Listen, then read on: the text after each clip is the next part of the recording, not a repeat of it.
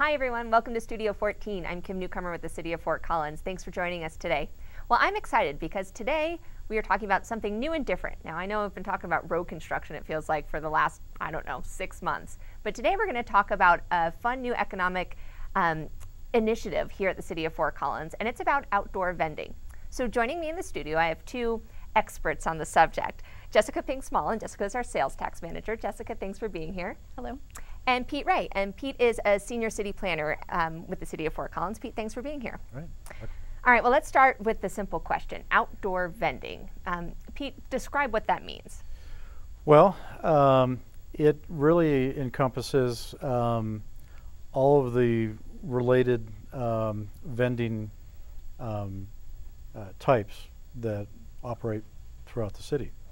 And presently, before the new changes, we had just general definitions for food vendors and related, smaller pushcart vendors, vendors that sell just miscellaneous goods and services like Christmas tree lots or benefit sales. But it was really pretty limited. Right. So it's kind of the folks that don't have a brick and mortar establishment, right? Whether it's food or Christmas trees or pumpkin patches? Pumpkin patches. It's really anyone that's selling or offering things outside. Easy enough. Right. So I don't know how long ago, so some time ago, we saw, as you mentioned, Pete, that it's not really clearly defined or it's pretty limited, and thought there was an opportunity to maybe clarify that and encourage some more outdoor vending in Fort Collins. Yeah. Well, this discussion has kind of evolved over the past several years, and while there was a certain number of vendors that have been operating in the city, either in the downtown area or throughout the city, there was, it really was pretty limited. And vendors have expressed concern or desire to have the city look at considering additional opportunities for vendors operating in the city. And it became more apparent that we really needed to investigate this. And council, it came to a point early, or last fall of 2011, that directed staff to initiate a study to assess additional opportunities for vendors in Fort Collins. Right, because I know even I've gotten phone calls in my office about food truck vendors who, there's all these city buildings right in this little corner around City Hall who just wanted to come and park and sell lunch to city employees. And under the old regulations, that wasn't allowed, correct? Right. That's well, what I told them. Is that right? The, Right. the, okay. the previous the previous standards really limited food truck vendors to operate on private property, private lots, with certain conditions, and they weren't allowed on within public streets. And there was really a desire to look at additional opportunities, either to make it easier on private property, but also for the city to assess if there is options for allowing vendors on within public lots, within the public right-of-way, and also coming up with a more holistic approach for dealing with all vendor types. Right, in right. the city.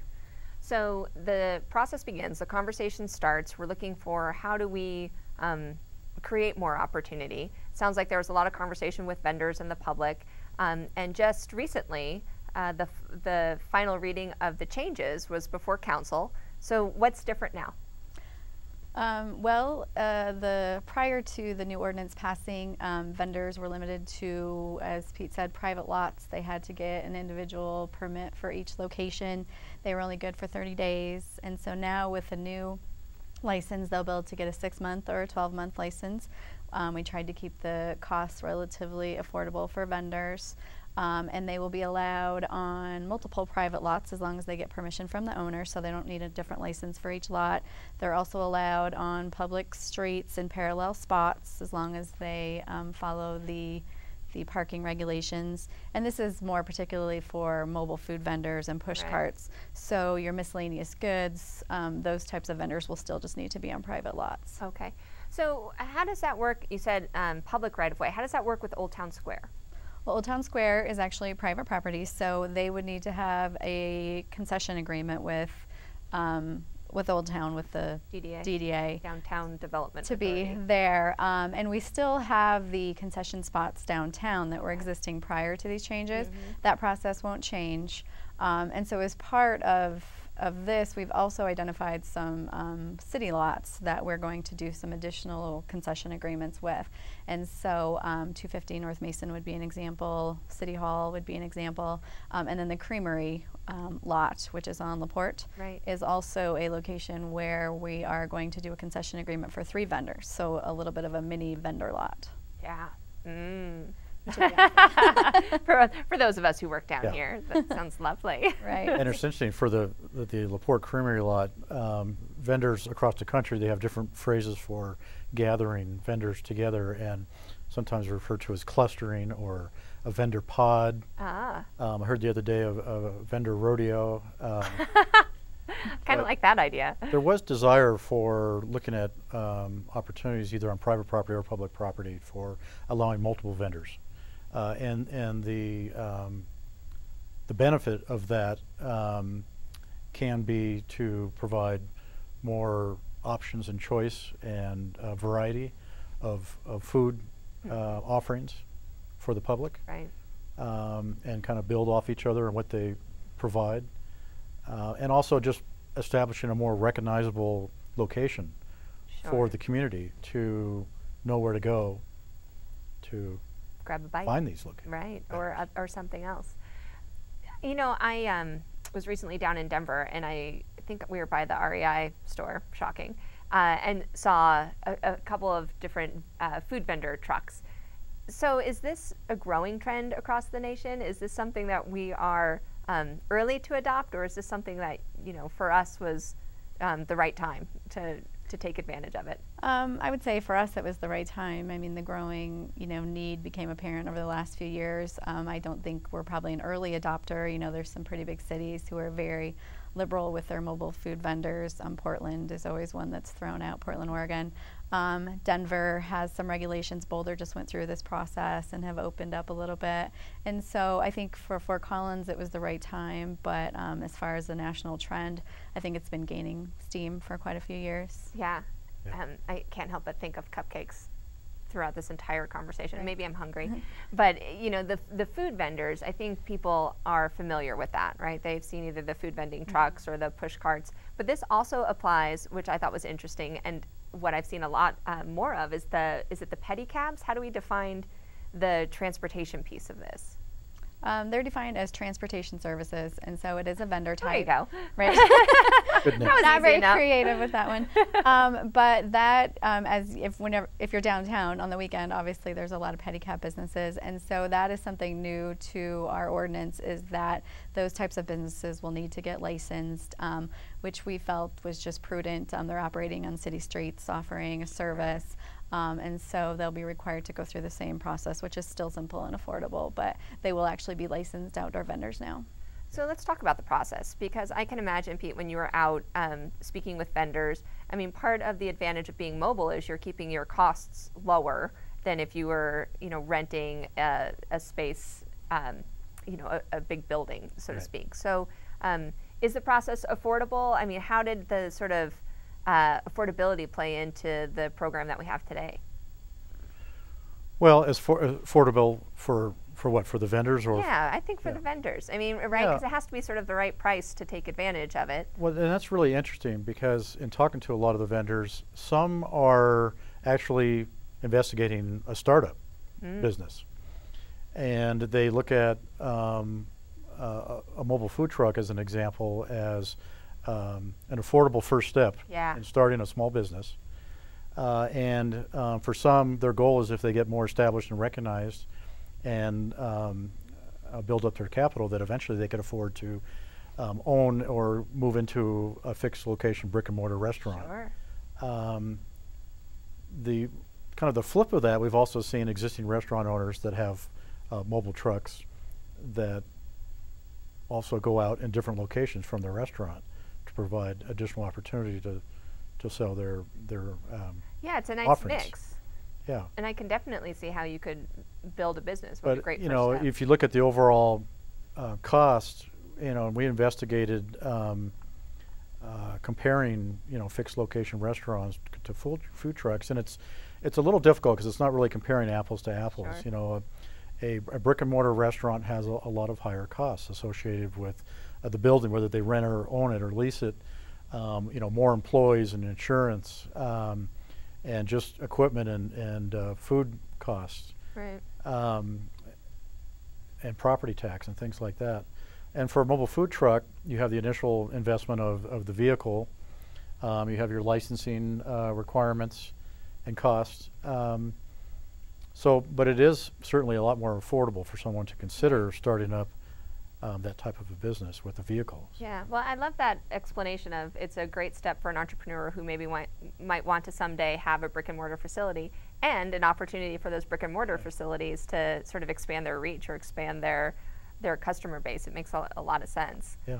This is a stupid question, but if I caveat it, it's okay to ask it out loud. So when we're talking food vendors, I mean, how do we assure food safety and health regulations?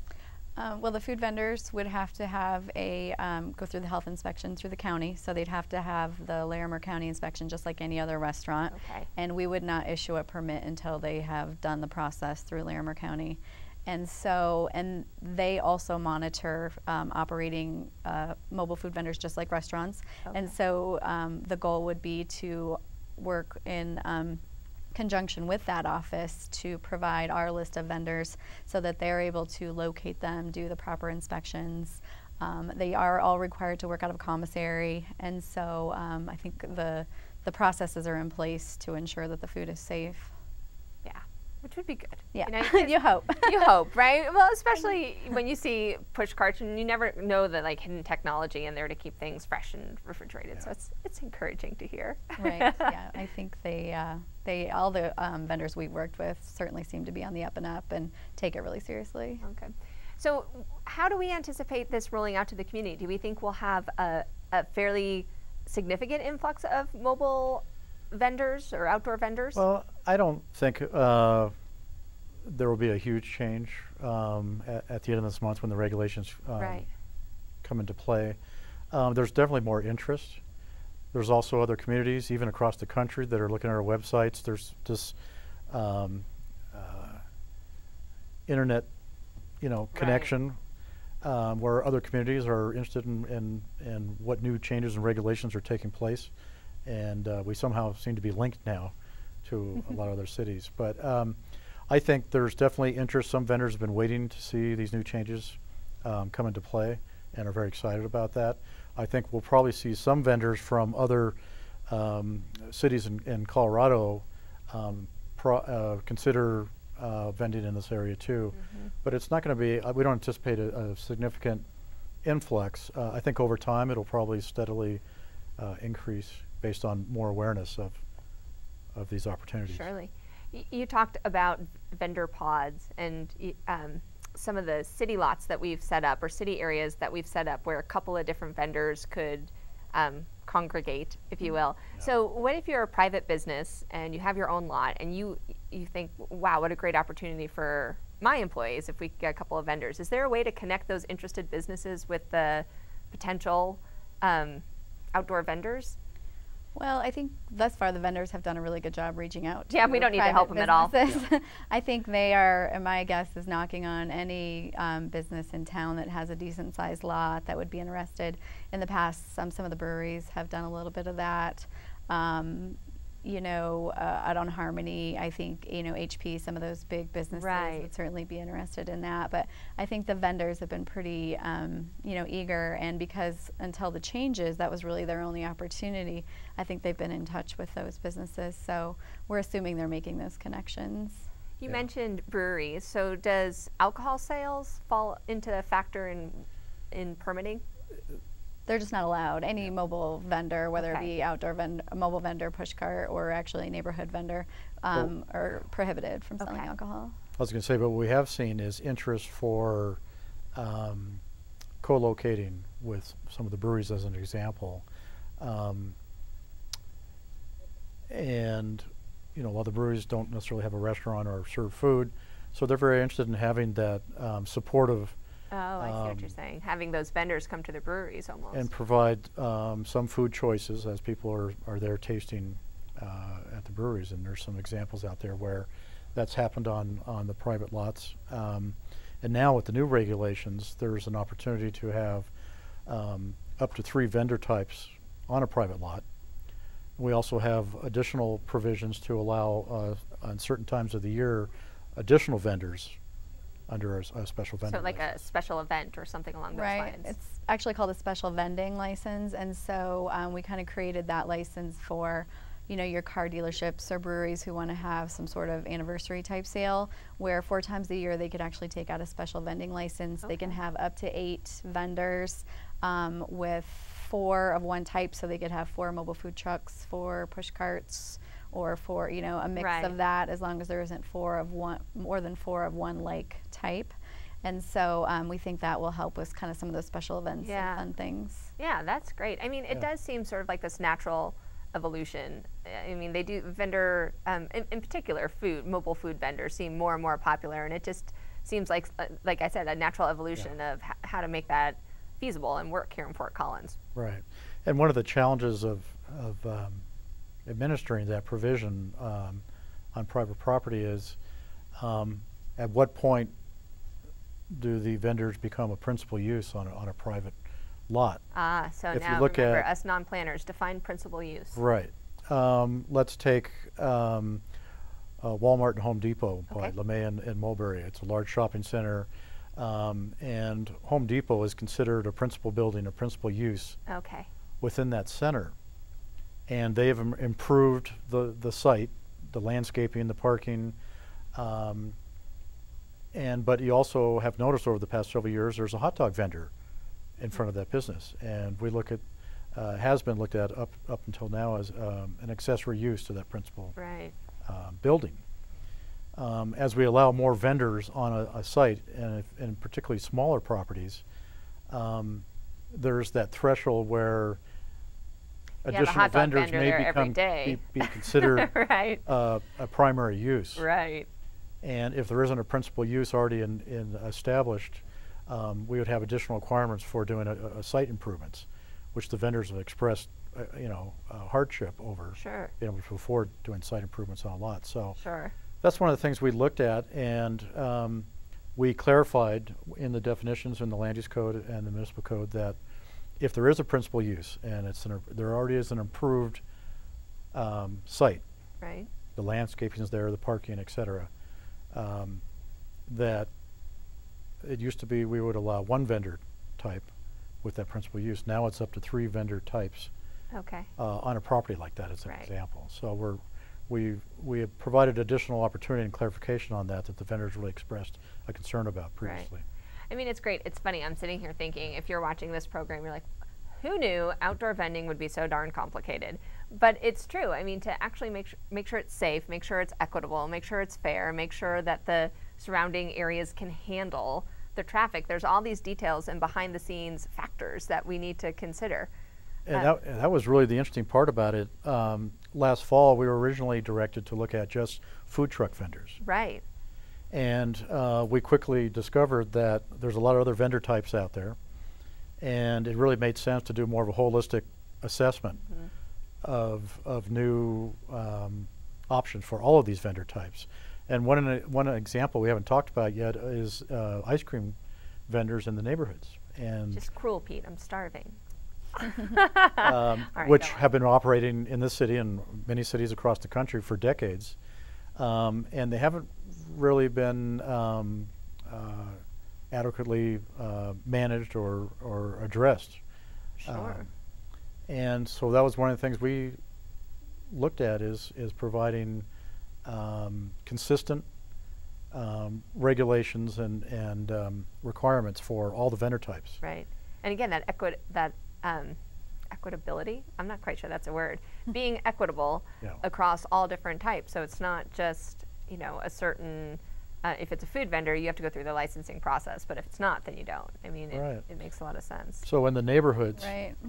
it was really an interesting discussion to look at how we're going to address the existing ice cream truck vendors. Right. And why are we only allowing ice cream truck vendors on public streets within neighborhoods and not any other vendor types? So that's something that we did. We actually added a vendor type for a neighborhood food vendor or a neighborhood vendor, and so that type of license will cover the ice cream vendors, but other vendors selling other types of food will also be allowed in the neighborhoods as long as they're working out of commissary, not preparing food in the neighborhoods. So Okay. they have a lot of limitations. They can only stop for 15 minutes at a time, have to pull off, no cooking, so it's not actual restaurants working the neighborhoods. But Pete had a good point, is why would we allow ice cream vendors but not another type of food vendor? Right. And so that will be a change that residents will actually see potentially is you could see the cupcake lady, in the neighborhoods,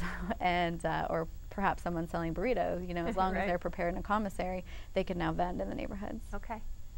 Well, I think it's exciting. I think, again, from a public standpoint, it seems to be something that people want, in particular in, downtown or in work areas or employment centers, those type of things. So if there is an aspiring entrepreneur out there who is, chomping at the bit to get started, how do you go about the process of actually applying for a license and moving forward? Well, we are currently in the process of updating our website, so they should be able to get all the forms on the FC.gov website to the sales tax office link, and so they'll be able to do the application and everything online. But the best thing to do, until that is up, is to come into the sales tax office, which is at 215 North Mason, and we can help them fill out the application, let them know what they need as far as liability insurance, walk them through the fee schedule and such, and we will be issuing those permits officially on July 27th, and so they're welcome to either contact us or to check the website. Awesome. Well, that's it. Well, I'm looking forward to it. I'm looking forward to my cupcakes, my burritos, and maybe a ride in the pedicab when I'm done. There's Asian cuisine. Right. I'm telling you. Well, I'm never going to have to, oh great, I'm never going to have to leave my office is what I was going to say. Just run downstairs and eat. Oh, well, Jessica and Pete, thank you so much for being here. It's really interesting, exciting stuff.